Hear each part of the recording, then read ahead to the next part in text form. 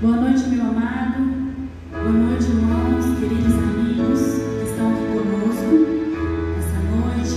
E a você também que nos assiste, acompanha o nosso culto de adoração, celebração nas redes sociais. Sejam muito bem-vindos em nome de Jesus. Quero convidar você que está aqui conosco, você colocar de pé, quando nós estamos adorando esse Deus, único digno de louvor e de adoração. Convido você também que está em casa, adora o Senhor junto conosco. Esse hino fala sobre esse Jesus, que é o nosso grande amigo. Ele é o melhor amigo que nós podemos ter. Nesse tempo tão difícil que nós vivemos, tempo de distanciamento social, isolamento, há tantos meses, na verdade, distante da família, dos amigos, sem poder se abraçar.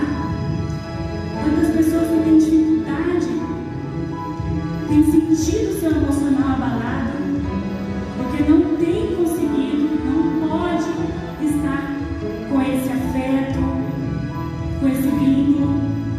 Mas eu quero te dizer nessa noite que Jesus é o seu grande amigo. Pode contar com Ele, pode contar conosco.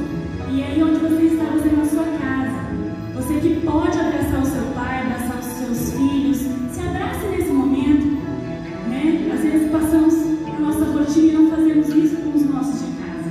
E os nossos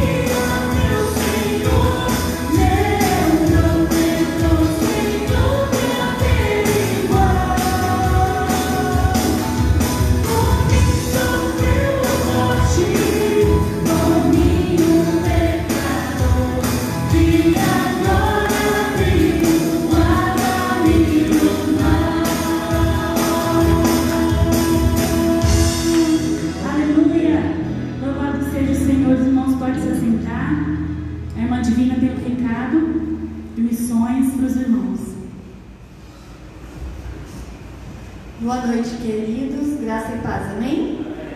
Eu quero cumprimentar também você que está nas redes sociais, acompanhando esse culto. Irmãos, quando vocês veem eu e o Paulo aqui, vocês já sabem o que nós estamos a fazer, né? Nosso papel aqui é divulgar as campanhas de missões, é trabalhar para que a obra missionária avance, não só na nossa cidade, mas no nosso estado, no nosso país, de forma, assim, no mundo inteiro. O Paulo era para estar comigo, mas devido a uma emergência de ultíssima hora, ele teve que ficar, mas eu vim trazer esse recado para vocês. A nossa campanha de missões estaduais, irmãos, está chegando ao fim agora no final deste mês de setembro. E o nosso tema, né, a mensagem que nós queremos passar com essa campanha é: será salvo todo aquele que o invocar. A Carla até comentou aqui, né, no início da canção que nós acabamos de ouvir, que nós passamos por momentos muito difíceis nesses dias. Irmãos, vai fazer 6 meses agora, semana que vem, que nós estamos na nossa cidade, que houve, vamos dizer assim, as primeiras atitudes de distanciamento, fechamento. Nós estamos completando 6 meses. Nem a gente, lá no início, acreditava que isso fosse durar tanto tempo. E isso traz muitos transtornos. Queridos, que nós possamos lembrar, né, que quando nós invocamos o nome do nosso Deus, quando nós invocamos o nome do Senhor, né, não só seremos salvos, como é o tema da campanha, mas nós seremos restaurados, nós seremos confortados e nós seremos cuidados pelo nosso Deus. Amém? Queridos, e o meu recado para você: contribua com missões. Eu até falei que domingo passado de manhã, no último sábado, penúltimo sábado, o último sábado foi ontem, eu perdi inesperadamente uma pessoa da minha família, uma pessoa muito próxima. E isso me fez refletir sobre a brevidade da vida. Queridos, que nós possamos falar de Jesus enquanto há tempo. Daqui a gente não leva nada, ainda mais uma morte assim tão repentina. Aí você olha para trás e deixou tudo. Eu gosto de pensar que a gente deixa até o nosso corpo físico, né? A gente não leva nada. Mas tem uma coisa, irmãos, que faz a diferença na nossa vida. É quando nós falamos de Jesus, quando nós fazemos a obra dele. Então, que nós não percamos nenhuma oportunidade. Irmãos, a obra missionária precisa avançar. E no vídeo que a gente vai ver, fala dessa obra missionária, que mesmo nesses tempos de pandemia, a obra do Senhor avança no nosso estado. E nós precisamos, queridos, fazer a mesma coisa. Você pode orar, você pode se engajar e você pode contribuir. Queridos, vocês imaginam como é difícil para a Junta de Missões Mundiais manter os missionários no campo? E depende de nós, depende de mim e de você. Nós temos ainda 2 domingos pela frente. Se você não veio preparado hoje, irmão, se prepare, né? Ore, peça que Deus coloque no teu coração qual é o valor que você pode contribuir com missões estaduais. Eu espero que você ore para o Senhor, né, e pergunte para Ele. E lembre-se, sempre tem alguém ao nosso redor que precisa ouvir de Jesus. Amém? Graças a Deus, queridos. Eu sou o pastor Josué Fonseca, aqui de Paraíso das Águas, da Missão Batista. E nós estamos aqui, nesse momento, fazendo uma visita e, consequentemente, um culto chamado culto delivery. Nós estamos aqui na casa dos irmãos César e também da Letícia, alguns irmãos da igreja que estão conosco. E nós, nesse tempo de pandemia, nesse tempo que a igreja está com seus templos fechados, nós continuamos trabalhando, continuamos avançando, e porque nós precisamos de levar a palavra do Senhor aonde a palavra do Senhor ainda não chegou, porque essa é a nossa missão, para que todos entendam que será salvo todo aquele que o invocar.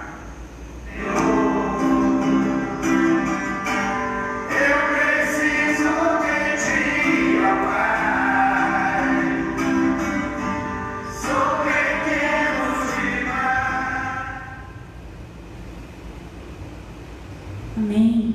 Glória a Deus. Nós vamos continuar adorando ao Senhor. Você que veio preparado com seu dízimo, sua oferta, pode estar fazendo também neste momento. E eu quero convidar você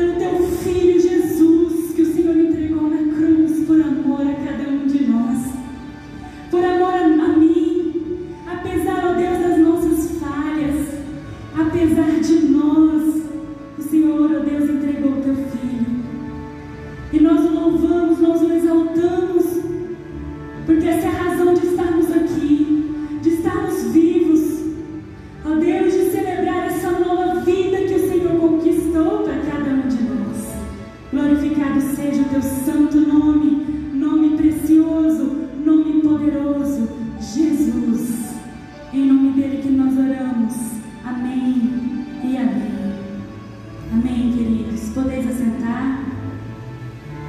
Mas agora vamos ouvir a palavra do Senhor.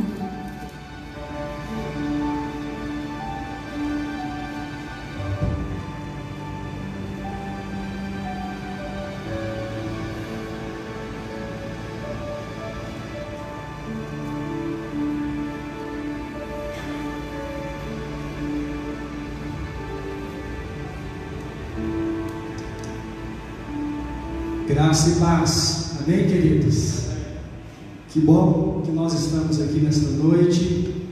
Eu quero louvar a Deus, agradecer pela sua vida, você que está conosco neste tempo, e também por você que nos acompanha através das redes sociais. O nosso desejo, que a nossa oração é que o nosso bom Deus continue falando aos nossos corações através da sua palavra. Eu quero compartilhar com os irmãos uma palavra de Deus que está baseada na carta do apóstolo Paulo aos Gálatas. Abra comigo a sua Bíblia neste texto da palavra de Deus, Gálatas, capítulo número 5.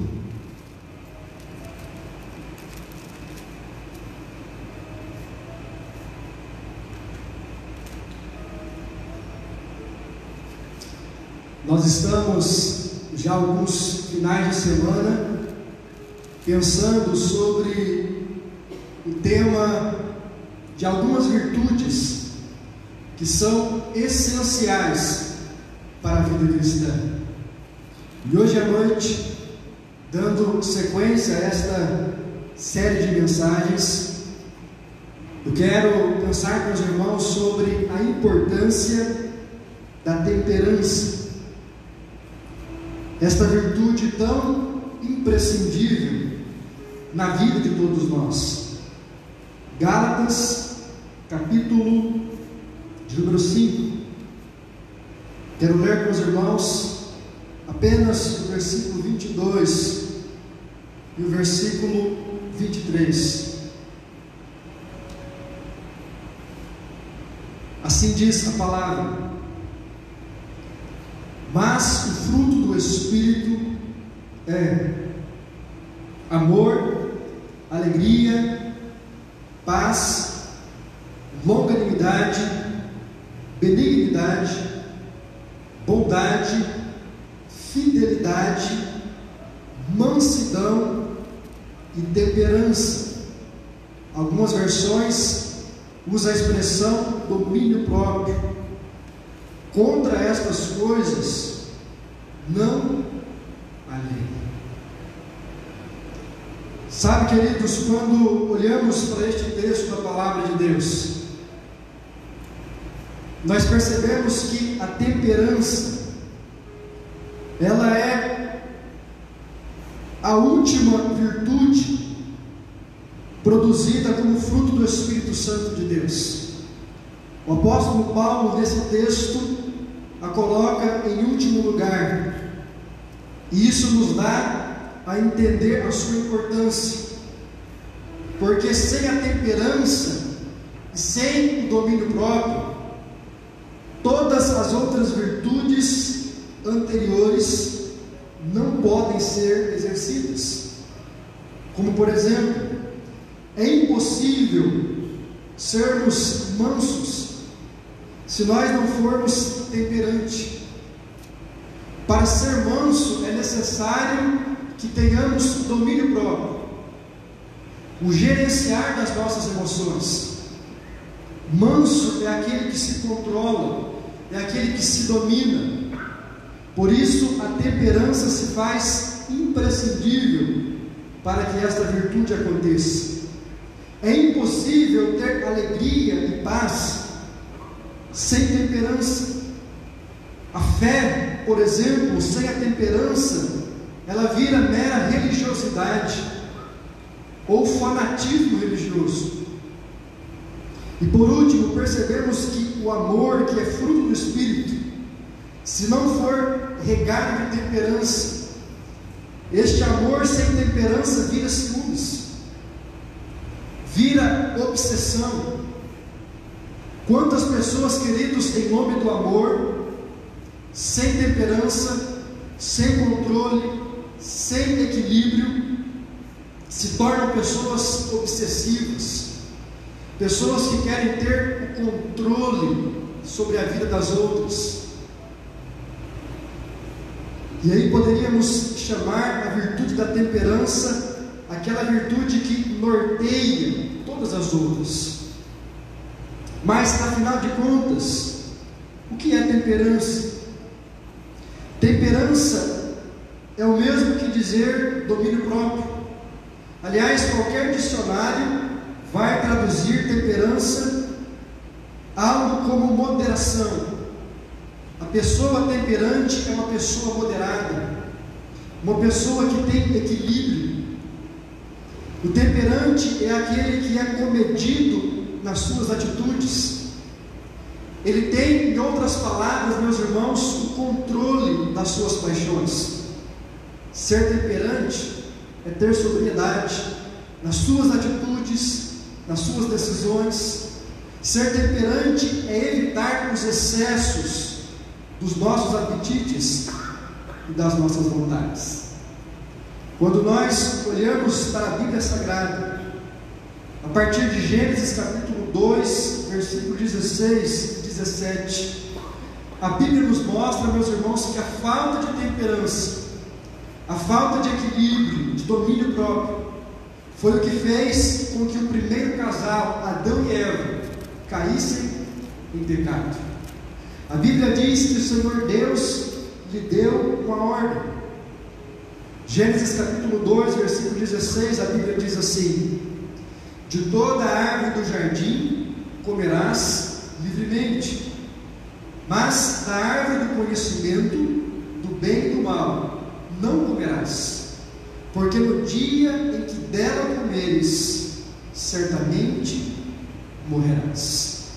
Meus irmãos, eu acho muito interessante este texto da palavra de Deus, e como faltou para Eva e para Adão a virtude da temperança, porque o que Deus está dizendo a eles é que de todas as árvores do jardim, todos os frutos, todas as hortaliças, tudo aquilo que era comestível, poderia ser utilizado por Adão e por Eva.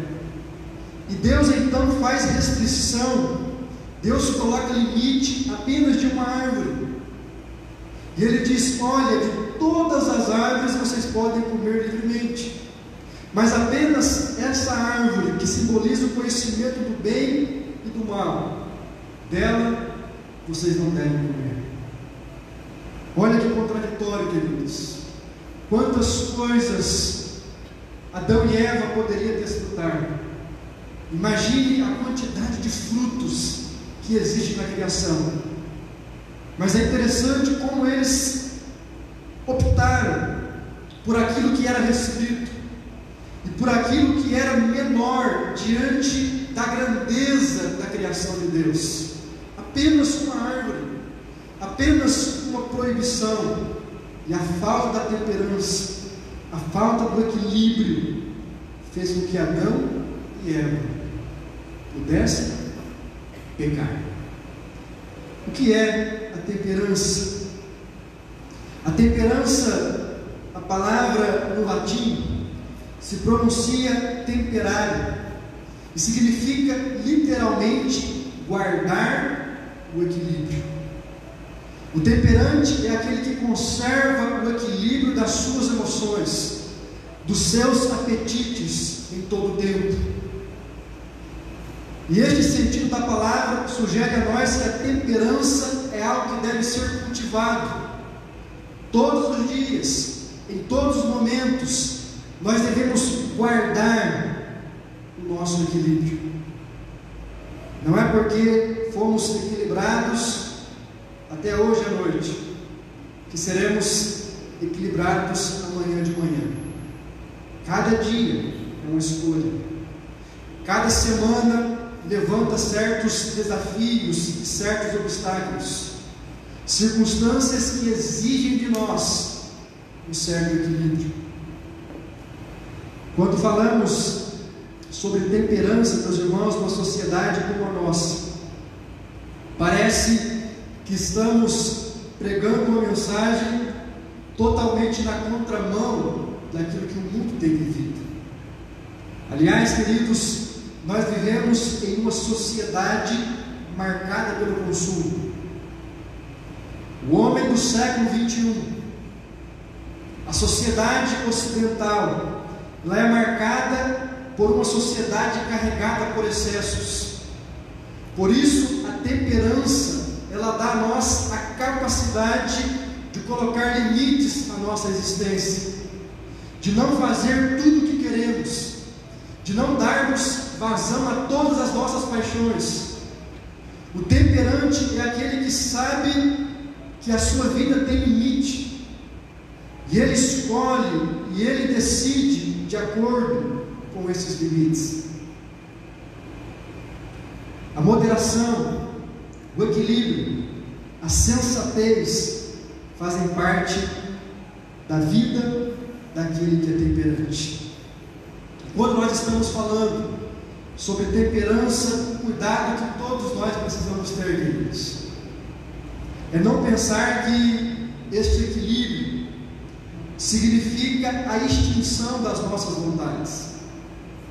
Quando estamos pregando sobre temperança, não estamos dizendo que devemos viver uma vida ascética, uma vida que não experimenta nenhum tipo de prazer. Estamos falando sobre uma outra realidade, uma realidade onde nós não damos vazão a todos os nossos instintos, mas usamos do nosso livre-arbítrio e da nossa capacidade de escolha para reprimir aquelas vontades que podem nos fazer mal, aqueles desejos que podem prejudicar a nossa família, aquelas escolhas que podem prejudicar a nossa saúde física, emocional ou espiritual. Por isso, a temperança, meus irmãos, é algo tão importante no trabalho, no lazer, na igreja e em todas as relações pessoais. A temperança, na verdade, é um conceito muito amplo que envolve a mudança de hábitos. Falar sobre temperança, queridos, é um grande desafio. Porque quando nós decidimos cultivar esta virtude nas nossas vidas, nós estamos decidindo, em outras palavras, a mudar os nossos hábitos. E mudar hábitos é algo muito complicado. Mudar hábitos é algo que exige renúncia, perseverança. E apenas o Espírito Santo, controlando as nossas vidas, é capaz de nos favorecer diante deste alvo. Eu quero compartilhar com você algumas citações de alguns pensadores sobre o tema da temperança. O primeiro deles se chama Tomás de Aquino, um teólogo e doutor da igreja. Ele dizia que a temperança era a virtude que tinha como objetivo a quietude de ânimo, fruto da ordem e do equilíbrio interior. Para Tomás de Aquino, o temperante é aquele que desfruta de uma paz interior, de um equilíbrio tão grande nas suas emoções, que ele é capaz de decidir e de escolher de uma maneira acertada. Ele não dá vazão aos seus apetites, ele não deixa que as suas paixões o controlem. Aristóteles, filósofo grego, tratou a temperança em um campo mais restrito. Ele trata a temperança no campo dos vícios corporais. E ele dizia que a temperança era algo entre o desregramento e a insensibilidade. Ou seja, para este pensador, aquele que não é temperante é aquele que vive uma vida desregrada, é aquele que não sabe estabelecer limites na sua existência. Mas de um outro lado, Aristóteles também dizia que aquele que tem falta de temperança é porque muitas vezes compartilha de uma insensibilidade, ou seja, ele não é sensível à situação que ele está vivendo, ele não consegue medir as consequências dos seus atos, ele faz escolhas, ele toma decisões, ele fecha alguns compromissos sem pensar aonde aquelas escolhas podem o levar. Ele não consegue fazer uma sintonia básica de causa e efeito. São pessoas insensíveis e inconsequentes que decidem e que escolhem, muitas vezes sem pensar. A temperança, dizia André Comte de Sponville, é essa moderação pela qual permanecemos senhores de nossos prazeres, em vez de escravos. Gostei muito da definição deste autor. Sponville dizia que a temperança é essa moderação aonde você se torna senhor dos seus prazeres, senhor daquelas coisas que você gosta de fazer. Você não se deixa tomar pelos seus prazeres, você não se deixa tomar pelos seus sonhos, mas você controla tudo de uma maneira sábia. E ele diz que quando nós somos temperantes, nós deixamos de ser escravos dos nossos prazeres e passamos a desfrutar livre, e que por isso desfruta melhor ainda, porque desfruta também da sua própria liberdade. Para Sponville, o homem temperante, a mulher temperante, de fato é um homem livre. E isso vai na contramão do mundo, queridos, porque o que o homem moderno tem pregado é que ser livre é você dar vazão a todos os seus apetites. E com base nesta mensagem, muitos jovens têm caído nas drogas. Com base nesta mensagem, muitos têm se entregado aos prazeres carnais, a bebedeira, a promiscuidade sexual, o hedonismo, o culto à personalidade humana tem ganhado lugar no coração de muitas pessoas. E nós vivemos nesta sociedade onde o que vale é o prazer, não há limites. As pessoas querem experimentar de tudo, as pessoas querem ter vários tipos de experiência, e muitos pensam que esse tipo de vida pode ser entendido como liberdade. Não sabem estes que a verdadeira liberdade, ela tem que prescindir de algumas restrições. Ninguém é livre se não aprender a colocar restrições na sua vida. Esta liberdade do mundo, na verdade, nos leva a uma libertinagem. São pessoas que pensam estar livres, mas são escravas dos seus próprios apetites. São pessoas que estão vivendo debaixo dos seus vícios, debaixo dos seus impulsos carnais. Pessoas que deixaram a sua humanidade de lado, estão dando vazão àquilo que é mais animal, aquilo que é mais primitivo na raça humana. Todas as vezes, queridos, que nós deixamos a temperança de lado, e nós damos vazão aos nossos apetites, às nossas ambições, sem a temperança, nós estamos nos tornando escravos. Por isso que o pensador Sêneca, ele disse que a primeira vítima da falta de temperança é a própria liberdade. Todas as vezes que você deixa de ser uma pessoa temperante, todas as vezes que você deixa de ser uma pessoa moderada, equilibrada nas suas escolhas, nas suas decisões, o primeiro preço que você tem que pagar é o preço da sua liberdade. Por isso, meus irmãos, a mensagem do Evangelho, através da proclamação do próprio Jesus, dizendo aos fariseus Se, pois, o Filho vos libertar, verdadeiramente sereis livres. Foi para a liberdade que Cristo nos chamou. Por isso o Evangelho, ele tem como ponto essencial da sua mensagem o combate de qualquer espécie de vício, tudo aquilo que te controla, tudo aquilo que te domina, tudo aquilo que exerce sobre você um controle, uma soberania, se torna um ídolo, se torna um Deus. Idólatra não é apenas aquele que tem uma imagem de barro, de madeira ou de metal.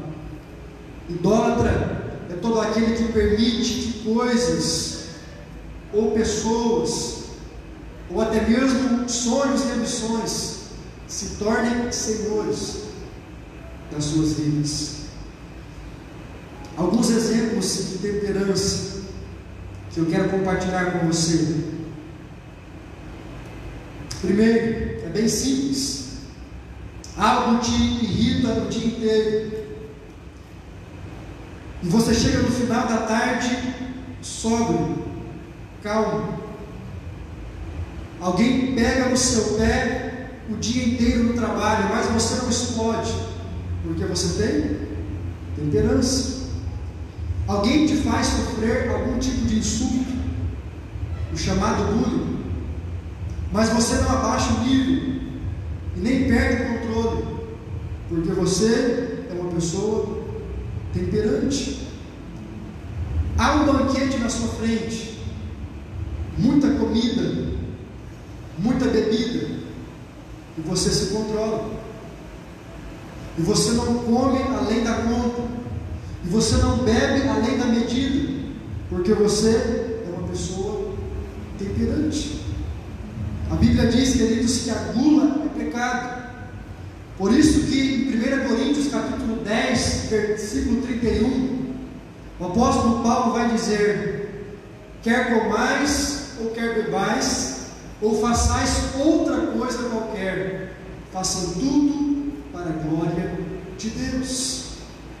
Quantas pessoas não têm controle sequer sobre o seu apetite, não conseguem controlar a sua boca? Falta de temperança, falta de equilíbrio e domínio próprio. Você convive com a sua família e de repente chega no final do dia alguém estressado. Já passou por isso? Às vezes o homem, às vezes a mulher, ou quem sabe o filho.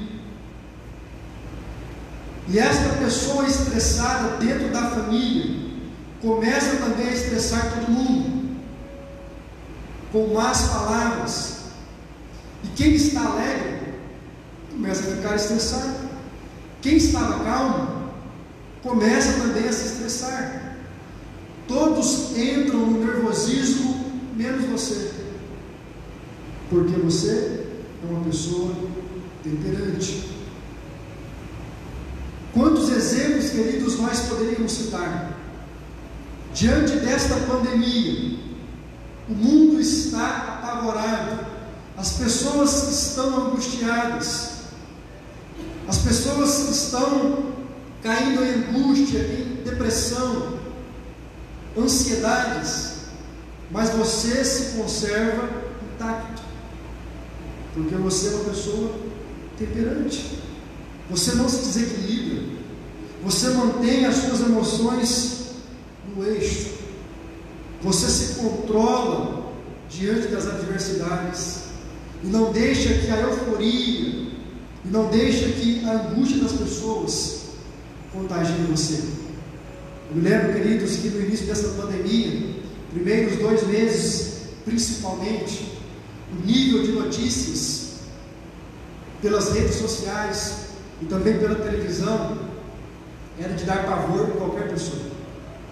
Os grupos de WhatsApp eram o tempo todo mensagens que traziam pânico, algumas mensagens de prevenção, de cuidado, de instrução, mas a maioria delas, mensagens muito pessimistas, muito negativas. E quantos de nós, talvez, queridos, por falta da temperança, não caímos no desespero? Sabe, meus irmãos, a temperança, ela é algo imprescindível na vida de todos nós.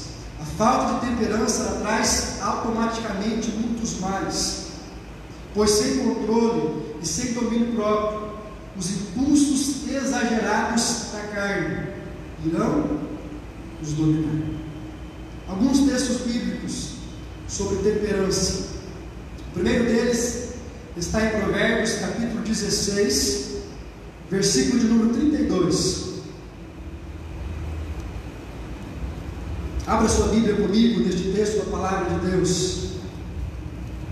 Provérbios, capítulo 16, versículo 32. A Bíblia diz assim: melhor é o homem paciente, ou melhor é o homem temperante do que o guerreiro. Mais vale controlar o seu espírito do que conquistar uma cidade. Provérbios capítulo 25, versículo 28. A Bíblia diz: como a cidade com seus muros derrubados, assim é quem não sabe dominar-se. O que a Bíblia está dizendo, queridos, é que se nós não tivermos temperança, a nossa vida será desprotegida. Assim como a cidade sem muros, ou seja, uma cidade vulnerável. No mundo antigo, as cidades, todas elas eram cercadas por muros, como era a cidade de Jericó. E aqueles muros representavam a segurança que havia sobre aquela cidade. E o que o sábio está dizendo é que se nós não tivermos temperança, é como que se a nossa vida vivesse debaixo de desproteção. Você se torna uma pessoa vulnerável. Você pode ruir a qualquer momento. Por isso que em 2 Pedro, capítulo 1, versículo 5, este apóstolo vai dizer: e vós também, pondo nisto mesmo toda a diligência, acrescentai à vossa fé a virtude, e a virtude a ciência, e a ciência a temperança. Ou seja, não basta termos fé, é preciso, queridos, cultivarmos a temperança. Quantas pessoas têm fé, mas não têm equilíbrio? Quantas pessoas creem em Deus, mas vivem de uma forma insensata? O que Pedro está dizendo é que nós precisamos acrescentar à nossa fé este equilíbrio, este domínio próprio, que vai nos ajudar a ter uma fé madura. Não uma fé que é fruto de um fanatismo religioso, não uma fé desequilibrada, mas uma fé que glorifica e que honra o nome de Deus. Alguém pode perguntar: pastor, para que serve a virtude da temperança? Qual é a sua finalidade? Primeiro, a virtude da temperança, ela ordena os nossos afetos. Quando você é uma pessoa temperante, os seus afetos, os seus amores serão ordenados. Ela domestica os nossos instintos naturais. Ela sublima as nossas paixões. Ela organiza a nossa sexualidade. Quantas pessoas, queridos, vivem uma sexualidade desregrada porque não tem temperança? A temperança, ela modera os nossos impulsos e apetites. Ela abre caminho para a continência, para a castidade. Aliás, falar de castidade numa geração como essa talvez seja motivo de chacota para muitas pessoas. Mas eu quero dizer para você que o sexo antes do casamento ainda continua sendo proibido. O mundo mudou, mas a palavra de Deus permanece a mesma. O próprio Senhor Jesus disse que passarão os céus e a terra, todavia as suas palavras jamais passarão. Queridos, jamais um jovem pode cultivar uma vida de castidade e esperar o sexo para o momento oportuno, para o momento correto, após o casamento. Jamais esse jovem fará isso se ele não tiver temperança, se ele não aprender desde cedo a controlar os seus impulsos, a sublimar as suas paixões e os seus apetites. A temperança, ela nos ajuda a sermos sóbrios e a sermos pessoas desapegadas. Todas as vezes que você encontrar alguém muito apegado a um bem material, alguém muito apegado à sua tradição, alguém muito apegado a outra pessoa, saiba que esta pessoa falta a temperança. A grande razão dos apegos excessivos, dos apegos doentios, dos ciúmes exagerados, é a falta desta virtude. Por isso, queridos, que John Goethe, ele dizia que a temperança é um dos maiores prazeres. A própria temperança, dizia ele, é o cuidado para conosco, é o cuidado para com os outros e o cuidado para com toda a natureza. Em outras palavras, queridos, o que podemos concluir até aqui é que nenhuma pessoa é feliz se ela não for temperante. Nenhuma pessoa vive bem se ela não for uma pessoa equilibrada. Esta mensagem secular, que nós devemos satisfazer todos os nossos desejos, que nós devemos dar vazão a todos os nossos apetites, é uma mensagem ilusória. Muitos jovens têm se entregado a esta filosofia de vida e têm sofrido muitos males. Muitas famílias, muitos casamentos têm sido destruídos porque a temperança não é uma virtude cultivada no seio familiar. Agora, quais são as áreas que nós precisamos ser temperantes? Eu quero compartilhar com os irmãos algumas áreas hoje à noite. E domingo que vem nós estaremos dando continuidade a esta mensagem. São muitas áreas, mas eu quero hoje à noite concluir esta mensagem destacando apenas 3 áreas. 3 áreas pelas quais precisamos ser pessoas temperantes. Primeiro, no nosso falar.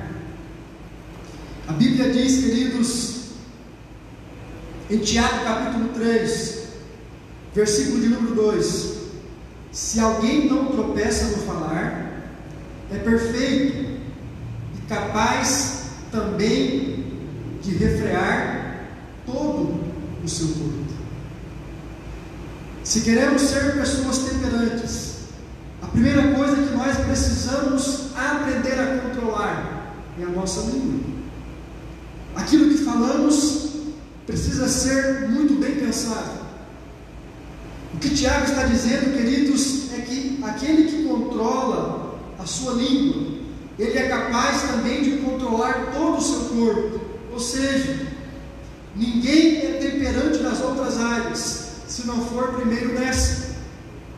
Você jamais vai aprender a controlar os seus apetites, as suas paixões, as suas ambições, os seus desejos, se você não aprender a controlar a sua língua. E aqui eu quero ir um pouco mais fundo, porque controlar a língua é muito mais do que controlar um órgão. A Bíblia diz que a boca fala aquilo que o coração está cheio. Por isso, meus irmãos, só controla a língua aquele que cuida do que está depositando no seu coração. Quando a palavra de Deus nos incentiva a controlar as nossas palavras, em outras palavras, a Bíblia está nos ensinando a controlar os nossos impulsos mais secretos, aquilo que nós sentimos no mais profundo da nossa alma. Por isso que em Tiago, capítulo 1, versículo 19, a palavra de Deus diz assim: sabeis estas coisas, meus amados irmãos, todo homem, pois, seja pronto para ouvir, tardio para falar e tardio para se irar. Eu pergunto para você já conseguiu alcançar temperança nesta área? Você tem capacidade de controlar as suas palavras? Você pensa antes de falar? Você cumpre com o mandamento bíblico, ou seja, você tem mais prontidão para ouvir o outro? Colossenses capítulo 4, versículo 6, a Bíblia diz que a nossa palavra deve ser sempre agradável, temperada com sal, para saberdes como deveis responder a cada um. Cuidado, querido. As nossas palavras precisam ser minimamente controladas, mas o nosso olhar também fala,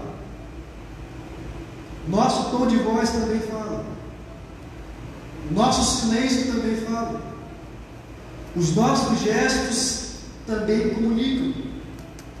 Por isso, queridos, nós precisamos incansavelmente procurar diligentemente controlar a nossa fala.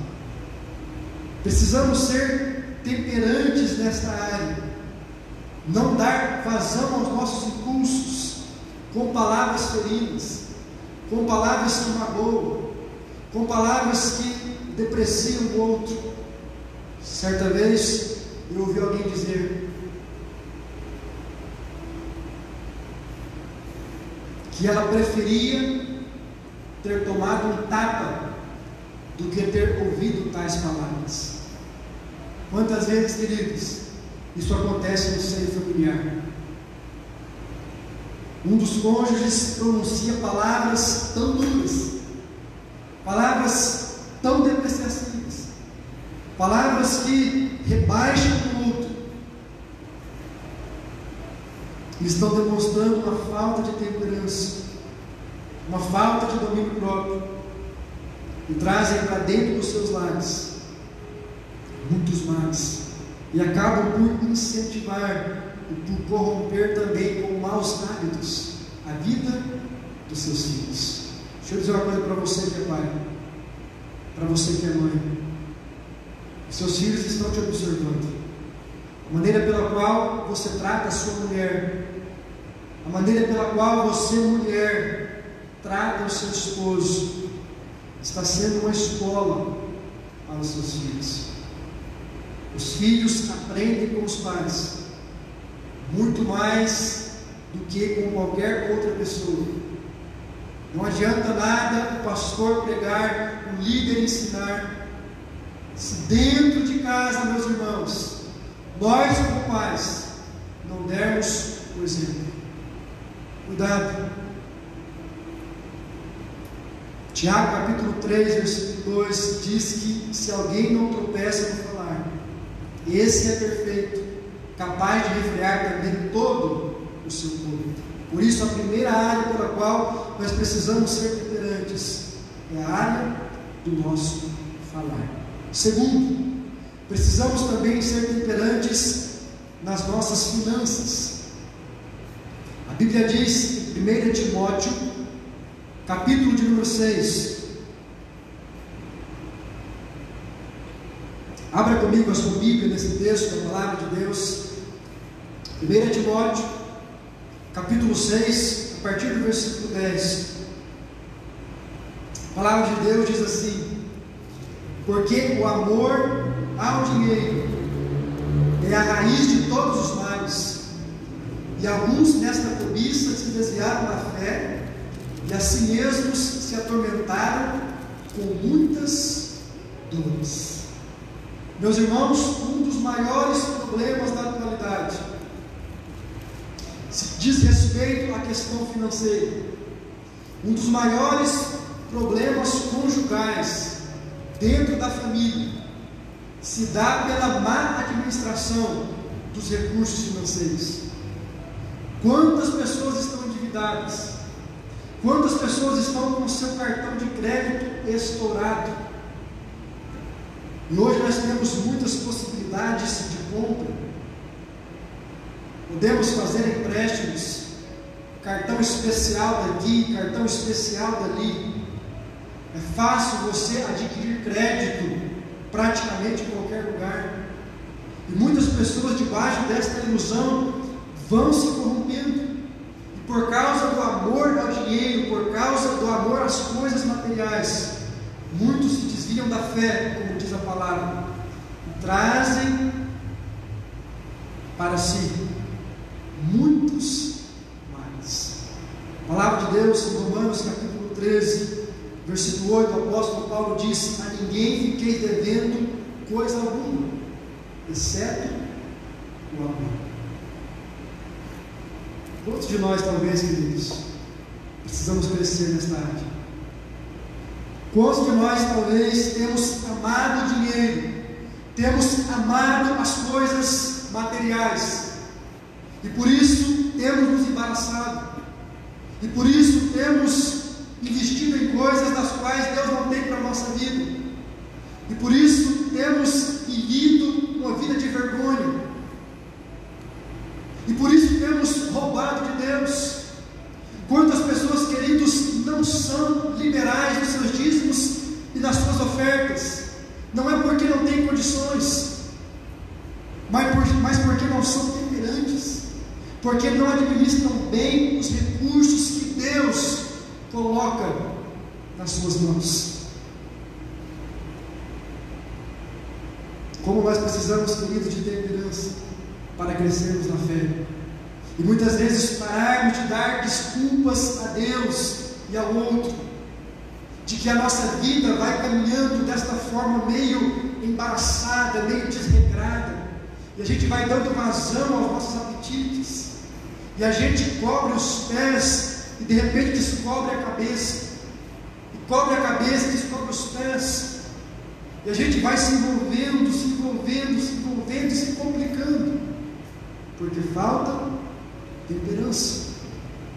Quantas pessoas, queridos, estão atraindo para si angústia, depressão e vergonha por causa do amor ao dinheiro, por causa da falta de temperança no trato com as suas finanças.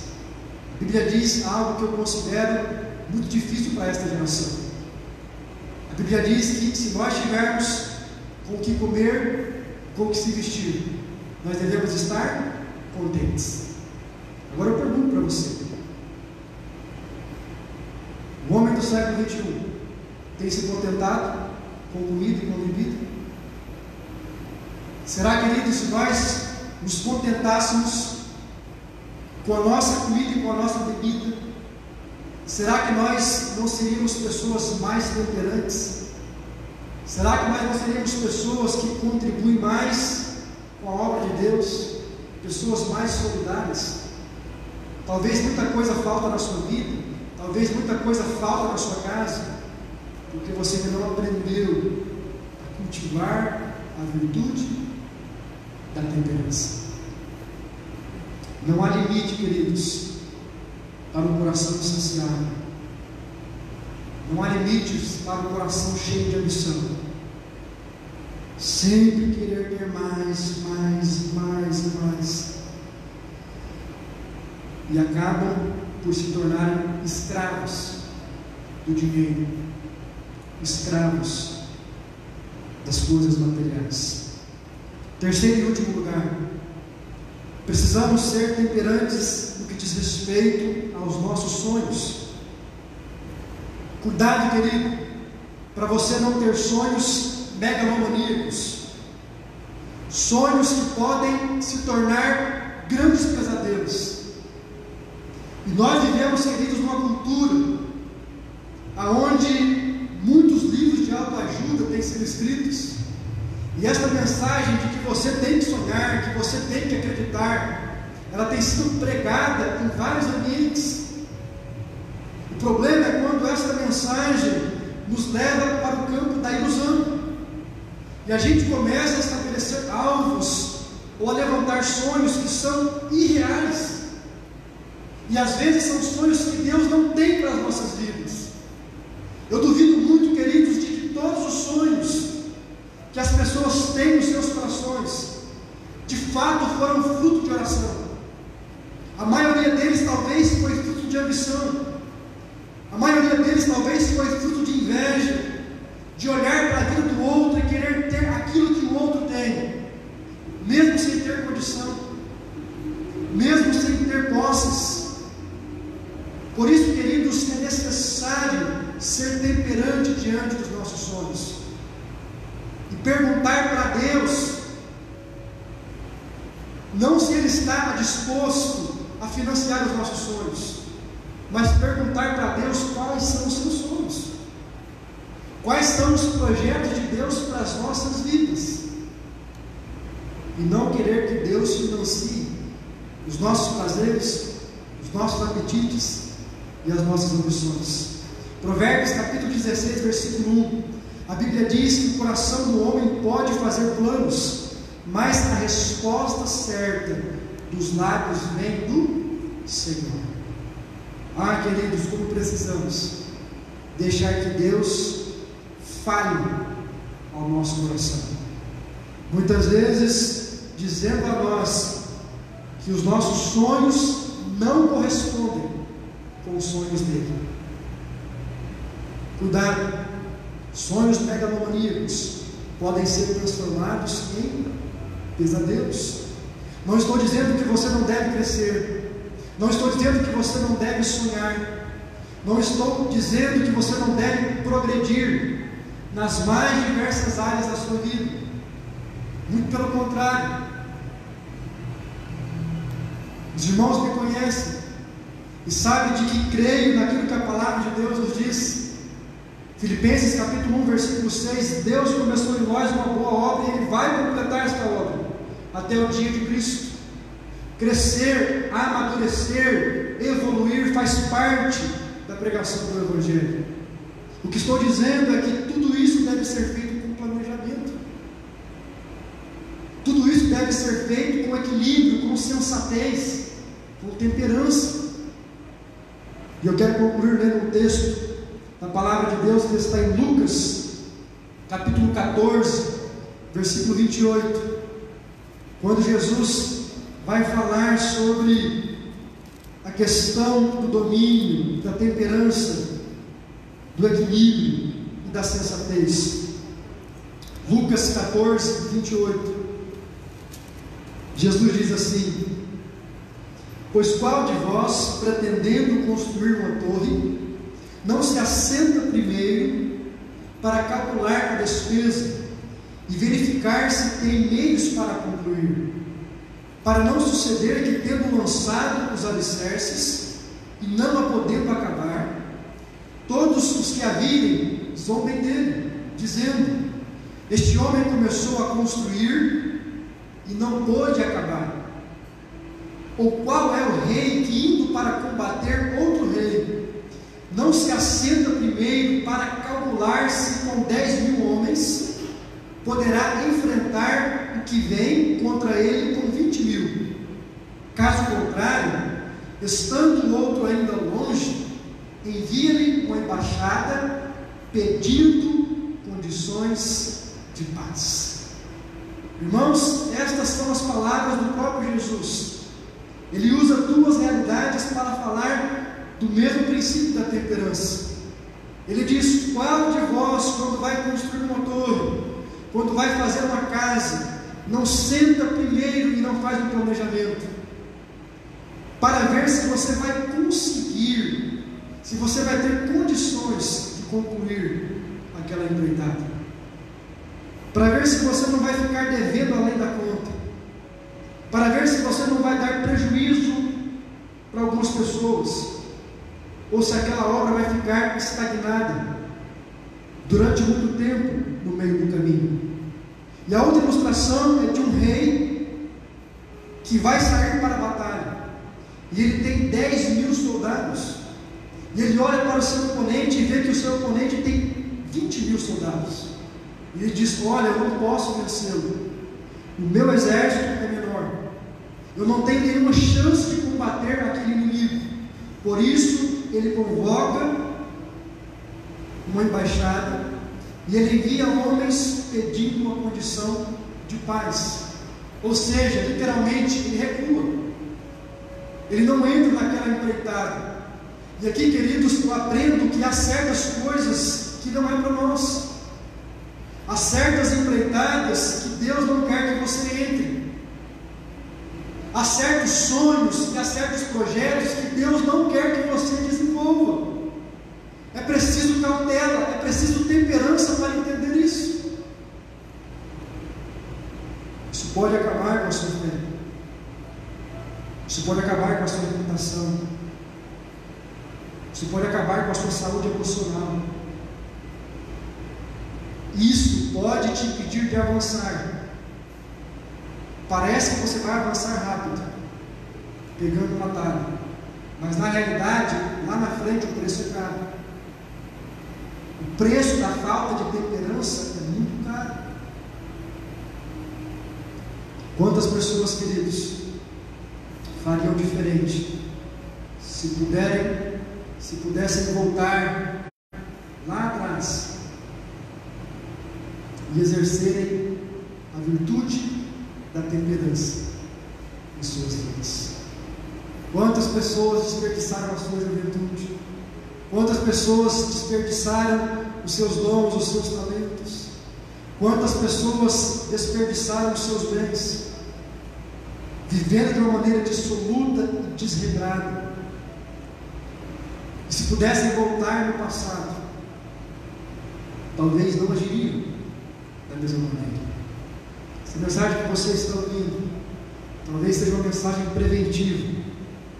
Você que é jovem, você que é criança, você que é adolescente, comece desde hoje a cultivar a temperança na sua vida. Comece desde hoje a estabelecer equilíbrio na sua existência. Comece a se controlar. Não dê vazão a todos os seus impulsos. Não dê vazão a todas as suas paixões. Isso não é liberdade. Isso é libertinagem. Vai levar você a uma vida de escravidão. Ah, queridos, como precisamos crescer nesta virtude chamada temperança. No domingo que vem, com a graça de Deus, eu quero dar sequência a esta mensagem, destacando mais algumas áreas pelas quais nós precisamos ser temperantes. Mas hoje eu quero convidar você a, em nome de Jesus, se colocar de pé neste momento e deixar que o Espírito Santo de Deus fale ao seu coração através desta canção que nós vamos entoar. Se a palavra de Deus tem vindo ao encontro do seu coração nesta noite, eu quero convidar você a fechar os seus olhos, enquanto a equipe de louvor vai entoar esta canção. Eu convido você a refletir sobre a sua vida, sobre as suas prioridades, sobre os seus alvos, sobre os seus sonhos. Deixe que o Espírito Santo de Deus, que sonda o mais profundo do nosso ser, possa falar com você. Esta mensagem, ela vem para o seu bem. Esta mensagem, ela vem para o seu sucesso. Ela vem para o seu crescimento espiritual. Por isso, querido, a minha oração aqui em nome de Jesus, nesta noite você possa abrir o seu coração e tomar as decisões que precisam ser tomadas, para que a temperança e o domínio próprio possam fazer parte da sua existência. Feche teus olhos, queridos, coloque a sua vida diante de Deus. Não sei se algo te traga angústia e ansiedade, mas eu quero convidar você a descansar e colocar diante de Deus todos os seus medos, todas as suas preocupações. E depois eu quero orar por você, consagrando a sua vida, consagrando a nossa família no altar do Senhor.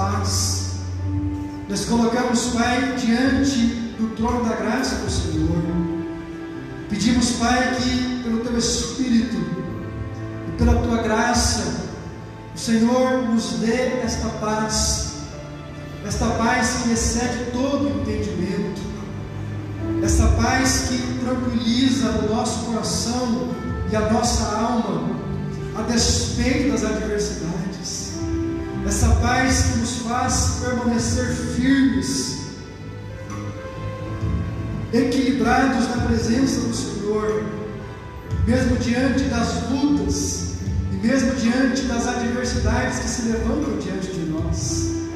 Ah, Deus, dá-nos um espírito de temperança, dá-nos um espírito de equilíbrio, de sensatez, para que possamos tomar as decisões acertadas, para que sejamos livres de todos os excessos, de termos uma vida desregrada, de vivermos uma vida ambiciosa, uma vida que não glorifica e não exalta o santo nome do Senhor. Ah, Deus, livra-nos das nossas paixões carnais, livra-nos, ó Deus, das ambições mundanas. Faz-nos, ó Pai, contentarmos com aquilo que o Senhor tem nos dado, que possamos avançar e progredir na medida dos sonhos e dos projetos que o Senhor tem para as nossas vidas. Livra-nos, Pai, dos sonhos megalomaníacos, dos projetos que não são fruto de oração, dos projetos que não são fruto do toque do Espírito Santo do Senhor em cada um de nós. Ajuda-nos, Pai, na nossa insensatez. Ajuda-nos, ó Deus, muitas vezes na nossa falta de sabedoria, e dá-nos esse fruto do Espírito Santo, a temperança, o domínio próprio, para que possamos ter uma vida frutífera e para que possamos viver de uma forma feliz na Tua presença. Derrama, Pai, desta bênção sobre cada vida e sobre cada família que está aqui representada. Abençoe, Pai, todos aqueles que também estão sintonizados conosco através das redes sociais. Que o Senhor dê a cada um de nós uma semana de paz, uma semana de alegrias, uma semana de vitórias na Tua presença. É o que nós te pedimos, ó Deus, gratos ao Senhor, em nome do Teu Filho Jesus Cristo. Amém e amém. Amém, querido. Os irmãos podem se assentar.